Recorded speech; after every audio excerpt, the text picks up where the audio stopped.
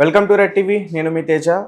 అయితే వివేకానంద రెడ్డి హత్య కేసు, ఈ కేసు గురించి అందరికీ తెలిసిందే. ఇప్పటివరకు దీంట్లో ప్రధాన నిందితులను ఇప్పటివరకు అరెస్ట్ చేశారు. వాళ్ళ మీద బెయిల్తో వాళ్ళు బయట కూడా ఉన్నారు. అయితే ఆ హత్య కేసుకు సంబంధించి ప్రత్యక్ష సాక్షి రంగన్న ఆయన అనుమానాస్పదంగా మృతి చెందారు. ఆమె యొక్క భార్య సుశీల పులివెందుల పోలీస్ స్టేషన్లో కంప్లైంట్ ఇచ్చారు. ఆ కేసు ఇంకా ఇన్వెస్టిగేషన్ జరుగుతుంది. సో దీనికి సంబంధించి మరిన్ని విషయాలు మనతో పాటు డిస్కస్ చేయడానికి సీనియర్ జర్నలిస్ట్ భరద్వాజ్ గారు ఉన్నారు. ఆయనతో మాట్లాడే ప్రయత్నించారు. నమస్తే సార్. నమస్తే అండి. సో రంగన్న, వివేక హత్య జరిగినప్పుడు అతను అక్కడే ఉన్నాడు, ప్రత్యక్ష సాక్షి ఉన్నాడండి. అతను వాచ్మ్యాన్, అతను ప్రత్యక్ష సాక్షుల్లో అతను కూడా ఉన్నాడు. ఆల్రెడీ ఇంకొంతమంది సాక్షులు చనిపోయారు. చనిపోయిన జాబితాలో ఇతను నెంబర్ 4. ఓకే. రంగన్నది. జగన్మోహన్ రెడ్డి గారి బంధువు ఒక ఆయన ఉన్నాడు, అభిషేక్ రెడ్డి అని, వారు కూడా చనిపోయారు ఈ మధ్య కాలంలోనే. గంగాధర్ రెడ్డి అని ఇంకొక సాక్షి ఉన్నాడు, ఆయన చనిపోయాడు. శ్రీనివాస్ రెడ్డి అని ఇంకో సాక్షి ఉన్నారు, వారు చనిపోయారు. వీళ్ళందరికీ సహజ మరణమేనా సార్? ఈ సాక్షులందరూ చనిపోవటం ఏమిటి అనేది ఇప్పుడు ఒక స్టోరీ కింద డెవలప్ అవుతోంది. అందులో భాగంగానే ఇప్పుడు ఈ రంగన్న మరణం అనుమానాస్పద మరణంగా ఇప్పుడు సుశీలమ్మ గారు వెళ్ళి కంప్లైంట్ లాంచ్ చేశారు. ఉస్లయ్య అని ఒక సిఐని దీని మీద ఇన్వెస్టిగేట్ చేయమని ప్రభుత్వం పురమాయించింది. వారి ఇన్వెస్టిగేషన్లో ఏం తేలుతుంది అనేది చూడాలా, ఇది విషయం. అయితే అతను చనిపోయినప్పుడు బయటకు వచ్చినటువంటి వార్త ఏంటంటే అతను శ్వాసకోశ సంబంధమైనటువంటి జబ్బులు ఉన్నాయి ఆయనకి. దానికి సంబంధించి సఫర్ అవుతున్నాడు. ఆయన సఫర్ అవుతున్న సందర్భంలోనే కింద పడ్డాడు. కింద పడిన తర్వాత కొన్ని గాయాలైన ఆ సందర్భంగా రిమ్స్కి తరలించారు ఆయన్ని. హాస్పిటల్లోనే మరణించాడు అనేది మొదట వినిపించింది. అయితే ఇప్పుడు ఈవిడేమో ఎవరో వెళ్ళారు మాకు తెలియకుండా, అందువలన జరిగి ఉండొచ్చు అనేది ఈవిడ, ఇది సహజ మరణం కాదని ఇప్పుడు ఆవిడ కంప్లైంట్ ఇవ్వటం అంటేనే ఉద్దేశం అది. అయితే ఈ కంప్లైంట్ ఇవ్వటము ఇదంతా అంటే ఈ కేసుకు సంబంధించి ఆల్రెడీ బయటకు వచ్చిందేమో ఆయన ప్రాబ్లమాటిక్గా ఉంది ఆయన హెల్త్ అని. 70 ఏళ్ల వయసు ఆయనకి. 70 ఏళ్ల వయసు, ఈ ప్రాబ్లమ్స్ ఉన్నాయి ఆయనకి, హెల్త్ ఇష్యూస్ ఉన్నాయి.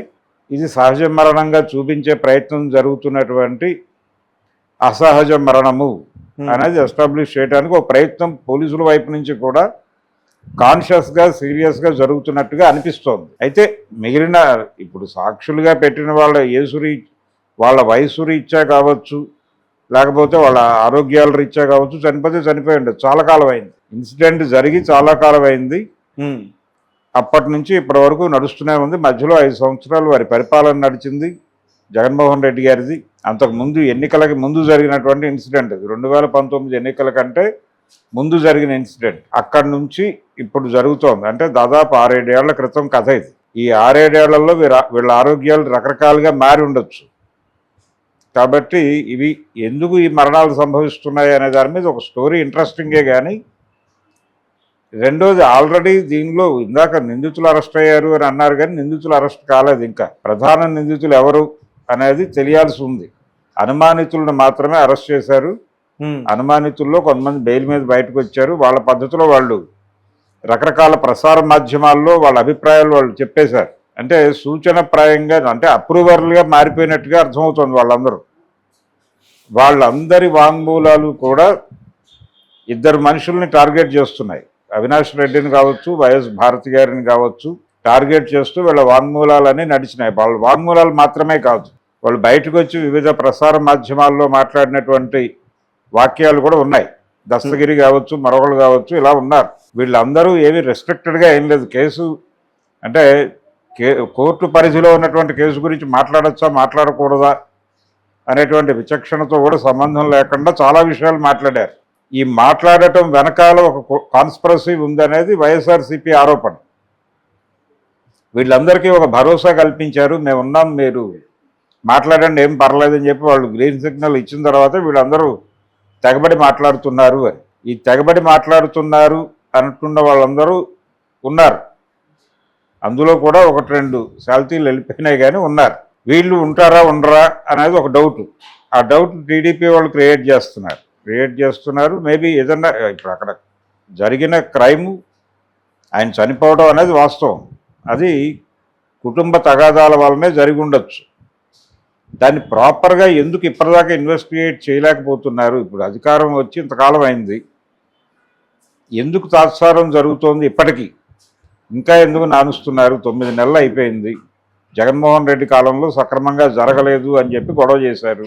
ఎందుకు జరగలేదంటే వారి కుటుంబం తాలూకా ఇన్వాల్వ్మెంట్ ఉంది దీనిలో అన్నారు. ఆల్రెడీ ఆ కేసుకు సంబంధించి వివేకం అనే పేరుతో ఒక సినిమా కూడా తీశారు, అది యూట్యూబ్లో ఉంది.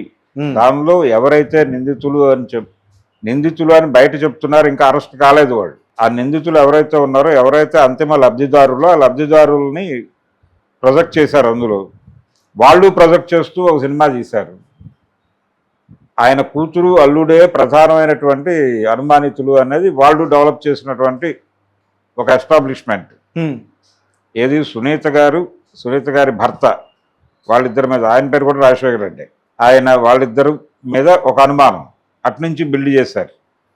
ఇట్నుంచి బిల్డ్ చేసినటువంటి అనుమానం వైఎస్ భారతి, అవినాష్ రెడ్డి, అండర్ కరెంట్గా జగన్మోహన్ రెడ్డి ఉన్నాడా లేదా అనే సూచనప్రాయంగా వాళ్ళ కథనాలు నడిచినాయి. సో వీళ్ళు కూడా అరెస్ట్ అయితే అప్పుడు ఆ కేసుకు సంబంధించిన ముగింపు. ఇప్పటి వరకు కుటుంబంలోంచి కీలకమైనటువంటి వాళ్ళు ఎవరిని తీసుకెళ్ళలేదు. ఈ బెంగళూరు సెటిల్మెంట్కి సంబంధించి ఆయనతో అటాచ్ అయ్యి ట్రావెల్ అయినటువంటి వాళ్ళని, అవినాష్ అనే వ్యక్తిని మాత్రం విచారణకు తీసుకెళ్లారు అంతవరకే. ఏమి తీసుకెళ్లి జైల్లో కూర్చోబెట్టడమో లేకపోతే మరొకటో జరగలేదు కదా. ఆయన ఎంపీగా ఉన్నాడప్పుడు ఆయన తొలి దశలో ఏమి సహకరించలేదు విచారణకి. అసలు ఆయన్ని అక్కడి నుంచి తరలించడమే వాళ్ళ వల్ల కాలేదు, సిబిఐ వలన. వాళ్ళ ప్రభుత్వం పాలనలో ఉంది అప్పుడు.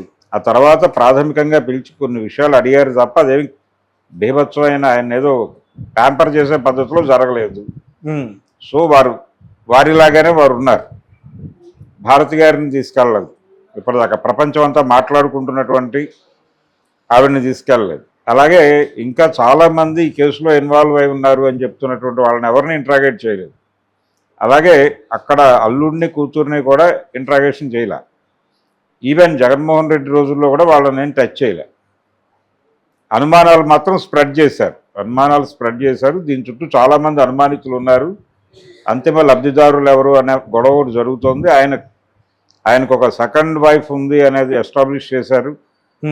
ఆవిడ హైదరాబాద్లో ఉంటారు, ఆవిడ ముస్లిం, ఇవన్నీ ఎస్టాబ్లిష్ చేస్తూ ఆవిడకు ఒక కుమారుడు ఉన్నాడు, ఆస్తి అతనికి వెళ్ళిపోతుందనే ఉద్దేశంతోనే వీళ్ళు చేశారనేది వాళ్ళు ఎస్టాబ్లిష్ చేసినటువంటి కథ.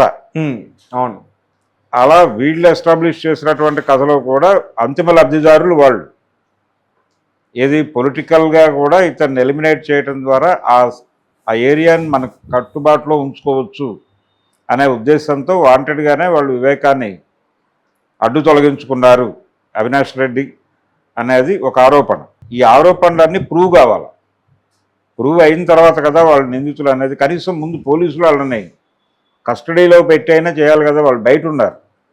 బయట ఎందుకు ఉంచుతారు నిందితులు? ఒక ఆరోపణ పడిన తర్వాత ఎందుకు అరెస్ట్ చేస్తున్నారు? అతను నేరం చేశాడని కన్ఫర్మ్ అయ్యి కాదు. ఎందుకు తీసుకెళ్తున్నారంటే అతని మీద ఆరోపణ ఉంది, అతన్ని లోపల పెడితే బయట ఉండి సాక్ష్యాలను మేనేజ్ చేయకుండా ఉంటాడు అనే ఉద్దేశంతో లోపల పెడతారు. ట్రయల్ జరిగాక జడ్జి గారు నిర్ధారించిన తర్వాత మాత్రమే వాడు నేరస్తుడు అవుతాడు. అప్పటి వరకు అనుమానితుడే ఎవరైనా కానీ. అయితే ఈ అనుమానితులు బయట ఉండటం సబబా? ఇన్ని ఆరోపణలు ఉన్నప్పుడు అందరినీ లోపల పెట్టి విచారించి అందులో ఎవరు నేరం చేశారో నిర్ధారించి వారికి శిక్షలు వేసి మిగిలిన వాళ్ళని వదిలేయచ్చు కదా. మహాత్మా గాంధీ గారి కేసులో కూడా, ఆయన హత్య కేసులో చాలామందిని అరెస్ట్ చేశారు. ఒక 15 మందిని లోపల వేశారు ముందు ఆ కేసులో. వేసిన తర్వాత ఫైనల్గా శిక్షలు పడింది. ఉరి శిక్షలు 2 పడ్డాయి, 4 5 లైఫ్లు పడ్డాయి. మిగిలిన వాళ్ళందరూ వీర సావర్కర్తో సహా అందరూ బయటకు వచ్చేసారు. అలాగే చేయాలి కదా ఎవరైనా. వీళ్ళ మీద అనుమానాలు రోడ్డు మీద మాట్లాడుకున్నారుగా, అవినాష్ మీద, భారతి గారి మీద, తర్వాత అటువైపు రాజశేఖర రెడ్డి మీద, తర్వాత సునీత గారి మీద, వీళ్ళందరి మీద అనుమానాలు ప్రపంచం రోడ్డు మీద మాట్లాడుకుంది కదా. వీళ్ళందరినీ కూడా తీసుకెళ్లి లోపల పెట్టాలి కదా. ప్రధాన నిందితులు వీళ్ళే అయి ఉండే అవకాశం ఉంది కదా. అంతిమ లబ్ధిదారులు మధ్యలో పట్కారులాగాను స్క్రూ డ్రైవర్లాగాను పనిచేసిన వాళ్ళని తీసుకెళ్లి లోపల పెట్టి వీళ్ళని విచారణ పేరుతో అలా తడిమి వదిలిపెట్టడం ఏం పద్ధతి అనే ఒక న్యూట్రల్ స్టాండ్ కూడా ఉంది అక్కడ కడప ఏరియాలో. సో వాళ్ళకు కూడా సమాధానం చెప్పాలి. ఇప్పుడు ఈ ఉస్లయ్యో ఎవరినో పట్టారు అక్కడ సిఐని. వారు ఈ దర్యాప్తు చేసి తన రంగన్న మరణంలో బయట వారి ప్రమేయం ఏవైనా ఉందా అనేది ఒకటి తేలాలి. ఆల్రెడీ చనిపోయినటువంటి శ్రీనివాసరెడ్డి, గంగాధర్ రెడ్డి వాళ్ళ మరణాలకు సంబంధించినటువంటి డీటెయిల్స్ ఏమిటి, పోనీ వాటిలో ఏదైనా ప్రూవ్ అయిందా వాళ్ళు హత్యలకు గురయ్యారు, చంపేశారు, వాంటెడ్గా జరిగిందని? ఉమ్, అది పోలీసుల బాధ్యత కదా. బయట స్పెక్యులేషన్స్ 100 మాట్లాడుతున్నారు దీని మీద. ఇంత అవకాశం ఎందుకు ఇస్తున్నారు మీరు బయట స్పెక్యులేషన్స్కి? డిపార్ట్మెంట్ క్లోజ్ చేయాలి కదా వెంటనే. దాని మీద ఒక ఆఫీసర్ని పెట్టి, ఇదిగో గంగాధర్ రెడ్డి అనేవాడు ఇందుకు చనిపోయాడు, లేకపోతే అవినాష్ ఇంకెవరో ఉన్నారు అక్కడ, అతను ఎందుకు చనిపోయాడు, వాళ్ళ బంధువే ఎందుకు చనిపోయాడు, దానికి సంబంధించి ఒక ఫైల్ ప్రపంచం ముందు పెట్టాలి కదా. ఏది ప్రపంచం ముందు అనుమానాలు తప్ప ఏది నిర్ధారణలు లేవు ఈ కేసుకు సంబంధించి. ఏది జగన్మోహన్ రెడ్డి గారి రాజ్యంలోనూ లేవు, ఇప్పుడు లేవు, కేవలం డౌట్సే. ఇలా డౌట్స్ మీద ఎంతకాలం నడుపుతారు ఈ కేసుని? అంటే పొలిటికల్గా వారు లబ్ధి పొందాలని చూస్తున్నారు, వీళ్ళు లబ్ధి పొందాలని చూస్తున్నారు. ఈవిడ మధ్యకాలంలో ఫైట్ చేయడం మానేసింది సునీత గారు. అవును, వివేకానంద రెడ్డి గారి కూతురు కుమార్తె ఆవిడ ఆ మధ్య దాకా జగన్మోహన్ రెడ్డి సీఎంగా ఉన్నంతకాలం ఆవిడ సీరియస్ ఫైట్ ఇచ్చారు. అవును, ఆవిడ రెగ్యులర్గా ప్రెస్ మీట్లు పెట్టేవారు. దాన్ని ఆంధ్రజ్యోతి, ఈనాడు వీళ్ళందరూ భుజాల మీద వేసుకుని మోసారు. అయిపోయింది పర్పస్. విజయం సిద్ధించిన తర్వాత వీరెవరో అంటే బోర దాటాక బోడి మల్లన్న అన్నట్టు అయిపోయింది పరిస్థితి. ఇప్పటికీ జగన్మోహన్ రెడ్డిని టార్గెట్ చేయాలంటే వీళ్ళే రంగంలోకి రావాలి. కాబట్టి ఆవిడకి ఏదో ఒకటి న్యాయం జరగాలి కదా. కనీసం మీరు ఎన్నికల్లో గెలుపుకి ఏదో మేరకు సహకరించింది ఆవిడకి ఏదో కనీసపు న్యాయమైనా జరగాలి కదా. పోనీ ఆవిడే చేశారా? ఆవిడ మీద కూడా ఆరోపణలు ఉన్నాయి, మీరు కడగండి, తేల్చండి.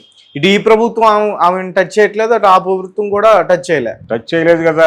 టచ్ చేసుంటే ఆవిడ లోపల ఉండేది కదా. కేసు తేల్చిపోని వాళ్ళనే నిందితులుగా ప్రూవ్ చేసి మీరు లోపల వెళ్ళిగా శిక్ష పెట్టి ఇన్ని సంవత్సరాల 7 సంవత్సరాల పాటు ఆ కేసును ఎలా నడుపుతున్నారు మీరు? అది కదా సమస్య. ఇది ప్రజలు అడుగుతున్నారు. అక్కడ కడపలో ఏం జరుగుతుంది? ఆయన చంపేశారు. చంపడానికి ప్రధానంగా కనిపించిన రీజన్స్ కొన్ని. ఆస్తి తగాదాలు ఉన్నాయి ఫ్యామిలీలో అనేది ఒకటి. ఆయన భార్య కంట్రోల్లో ఉంది మొత్తం అంతా. వాళ్ళు ఆల్రెడీ ఒక పౌరాపాఠాన్ని రాసుకున్నారు, ఆవిడ కంట్రోల్లో ఉన్నాయి. ఈయన్ని డ్రై చేశారు వాంటెడ్గా. ఎందుకు డ్రై చేశారంటే ఈయనకి వేరే అఫైర్స్ ఉన్నాయని.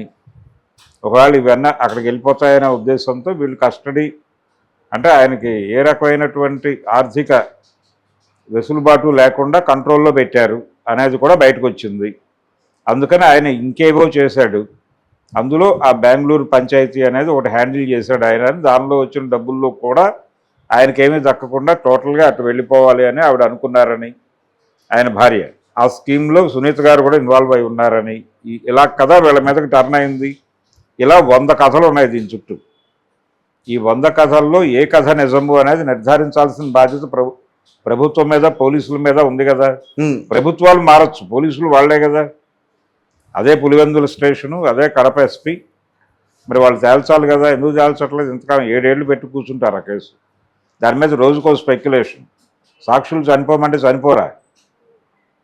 చనిపోతారు కదా న్యాచురల్గా. 7 ఏళ్ళు అప్పటి ఆరోగ్యంతో ఇప్పుడు ఉండాలంటే ఎట్లా కుదురుతుంది? అవును, కేసు తేలే వరకు నువ్వు బతికే తీరాలి అంటే వీళ్ళని తీసుకెళ్ళి మీ పర్యవేక్షణలో పెట్టుకోండి. సరే అండి, ఇప్పుడు ఈ రంగా పోస్ట్ మార్టం అయిన తర్వాత ఒకవేళ ఏమైనా కొత్త విషయాలు బయటకు వస్తే మళ్ళీ టర్న్ తీసుకునే అవకాశం ఉందా ఈ కేసు? టర్న్ ఏముంది, ప్రూవ్ అవ్వాలి కదా. ఇప్పుడు ఇంతకుముందు చనిపోయిన వాళ్ళు కూడా అలాగే డౌట్ఫుల్ అంటున్నారు. ఆ శ్రీనివాసరెడ్డి వాళ్ళు చనిపోయిన వాళ్ళ మరణాలు కూడా వాటి మీద కూడా 100 అనుమానాలు మాట్లాడారు. నిర్ధారణలు ఏవి అంటున్నాను నేను. ఇది ఫ్రెష్ కేసు. ఆల్రెడీ ముగిసిన కథల తాలూకా డీటెయిల్స్ ఏమైనా ఉన్నాయా ప్రజల ముందు? ఏమీ లేవు. అనుమానాలు తప్ప ఏమైనా నిర్ధారణలు ఉన్నాయా? లేవు కదా. ఇప్పుడు ఇది కూడా అదే అవుతుంది. ముందు చనిపోయిన 3 కూడా ఇప్పుడు మన జగన్మోహన్ రెడ్డి గారు అధికారంలో ఉన్నప్పుడు చనిపోయారు. వాళ్ళు రకరకాలుగా చనిపోయారు. అప్పుడు చనిపోయిన వాడు ఉన్నాడు, తర్వాత చనిపోయిన వాళ్ళు కూడా ఉన్నారు. ఏదో ఒకటి పోలీసులు కదా, అక్కడ ప్రభుత్వం కాదుగా. పోలీసుల నిర్ధారణలు ఏమిటి కొన్ని ఇప్పుడైనా చెప్పాలిగా. ఇప్పుడు కూడా ఆవిడ కంప్లైంట్ ఇచ్చింది. ఈ కంప్లైంట్ ముందే ఎందుకు ఇవ్వలేదు? సడన్గా అక్కరైంది. ఇది ఆయన మరణం సంభవించింది, అది మొదటేమో న్యాచురల్గా అన్నట్టుగానే మీడియాలో వార్త వచ్చింది. ఏ మీడియాలో? తెలుగుదేశం పార్టీకి అనుకూలంగా వ్యవహరించే మీడియాలోనే అతనికి శ్వాసకోశ సంబంధమైనటువంటి వ్యాధులు ఉన్నాయి, ఆయన బెడ్ రిడన్ అయ్యాడు, ఆయన బయట తిరగలేని పరిస్థితిలో ఉన్నాడు, ఈ సివియర్ అనారోగ్యంతో ఆయన పరిస్థితి తేడా కొట్టిన తర్వాత ఆయన తీసుకెళ్లి హాస్పిటల్లో పెట్టారు. హాస్పిటల్లో ఆయన కింద పడ్డాడు, ఏదో గాయాలైనాయి. ఇవన్నీ వాళ్ళు రాసిన కథనాలే కదా. సడన్గా సుశీలమ్మ గారి కంప్లైంట్ అనుమానం అనేది మళ్ళీ అజెండాలోకి వచ్చింది. అంటే ఏం జరుగుతుంది, ఏమన్నా ఇందులో ఏదైనా ఈ కేసుని ఇలా డ్రైవ్ చేయడానికి ఏమన్నా ప్రయత్నం జరుగుతోందా అనేది డౌట్ వచ్చే పద్ధతిలోనే ఉంది. ఒకవేళ అదే నిజమైతే ఇమ్మీడియట్గా మీరు ఒక 6 నెలల్లో తేల్చి అవతల పడేయండి, ఎవరో నిందితులు తీసుకెళ్ళి లోపలేయండి. మొహమాటం ఎందుకు? మీరు చాలామందిని అరెస్ట్ చేసి లోపలేస్తున్నారుగా ఆల్రెడీ. పోసాని కృష్ణమురళి ఉన్నాడు, అతను ఎప్పుడు వస్తాడో తెలియదు, అతను ఫైట్ అతను చేసుకుంటున్నాడు. అలాగే వల్లభనేని వంశీ ఉన్నాడు కస్టడీలో, ఆయన కష్టాలు ఆయన పడుతున్నాడు. వాళ్ళ ఆవిడ రెగ్యులర్గా వెళ్ళి ఏదో మాట్లాడుతోంది ఆవిడ. సో ఇలాగే ఇంకొకరు ఇద్దరు వెళ్తారు సెలబ్రిటీస్. ఏమవుతుంది, అవినాష్ రెడ్డినో లేకపోతే భారతి గారినో అంతిమ లబ్ధిదారులు అని కనుక ప్రొజెక్ట్ చేశారు ఆల్రెడీ. అంతిమ లబ్ధిదారులను తీసుకెళ్తే కదా కేసు క్లోజ్ అయ్యేది. వీళ్ళని బయట నుంచి మీరు కేసు ఎలా నడుపుతారు అసలు? కేసులో వీళ్ళ మీద అనుమానాలు ఉన్నాయని మీ వైపు ప్రభుత్వంతో సన్నిహిత సంబంధాలు ఉన్నవాళ్ళు మాత్రమే కాదు, ప్రభుత్వాన్ని మోస్తున్న వాళ్ళు వారి వారి మాధ్యమాల్లో ఈ విషయాన్ని ప్రపంచానికి చెప్పారు. అవినాష్ అండ్ భారతి ఇన్వాల్వ్డ్ అని చెప్పారు కదా 100 పద్ధతుల్లో. మరి వాళ్ళిద్దరిని ఎందుకు బయట ఉంచుతున్నారు? తీసుకెళ్ళి లోపల పెట్టి కేసు విచారణ జరిపి వాళ్ళే కనుక తేలితే లోపల పంపించేయండి, లేదా అక్విటల్ చేసి బయటే పంపించండి. ఏదో ఒకటి జరగాలి కదా ప్రొసీజరు. అవును, వీళ్ళ మీద వాళ్ళు 100 అనుమానాలు చెప్పారు. సునీత గారు ఆవిడ భర్త మీద. వాళ్ళు అక్కడి నుంచి ట్రావెల్ చేసేటప్పుడు 5-6 సార్లు మాట్లాడారు ఇక్కడ ఫోన్ సంభాషణ అని చెప్పారు పిఏతో. ఆ పిఏ కూడా అతను యాక్చువల్ పిఏ కాదు, అతను ఇంకేదో వర్క్ చూసుకుంటాడు, మధ్యలో వచ్చి ఈయనకి అసిస్ట్ చేస్తాడని చెప్పారు. ఆయన 100 రకాలుగా మార్చాడు స్టేట్మెంట్ని. దాని మీద మాట్లాడేవాడెవడు లేడు. ఇలా ఆ కేసు చుట్టూ వాళ్ళు గందరగోళం చేస్తున్నారు, వీళ్ళు గందరగోళమే చేస్తున్నారు. ఏదో ఒక క్లారిటీ ఇచ్చేసి క్లోజ్ చేయాలి కదా. ఈ అనుమానం ఎటువైపు నుంచి ఎవడు అనుమానం వ్యక్తం చేసినా ఆ కేసులో ముందు తీసుకెళ్ళి లోపలేయండి. ఎందుకు బెయిల్ లేదు, విచారణ అయిన తర్వాతే రిలీజ్ అని చెప్పండి. చెప్పేసి ఎవరో ఒకళ్ళు తేల్చేసి ఫైనల్గా అంతిమ లబ్ధిదారులు కుటుంబ సభ్యులు అయి ఉంటారు. ఆయన భార్య మీద కూడా 100 అనుమానాలు చెప్పారు, వీళ్ళు చెప్పారు. ఆ సెకండ్ వైఫ్ తాలూకా దాని మీద కూడా 100 డౌట్లు చెప్పారు. దీనిలో ఒక క్లారిటీ ఇచ్చి ఇది కథ అని చెప్పి మీ దర్యాప్తు రిపోర్టు ప్రపంచం ముందు పెట్టాలిగా పోలీసులు. ఈ హత్య కేసుకు సంబంధించి 2 కథలు వచ్చాయి. ఒకటి వివేకం, మీరు అన్నట్టు, అంతకుముందు కూడా నారాసుర రక్త చరిత్ర అన్నది దీనికి సంబంధించిందే కదా. అవును, ఆ కథలు వస్తున్నాయని ఈ కథ ఏంటనేది తెలియట్లేదు బయటికి. ఇలా 100 కథలు ఉన్నాయి. 100 కథలు ఉన్నాయి, ఎవరి పద్ధతిలో వాళ్ళు సినిమాలు తీశారు.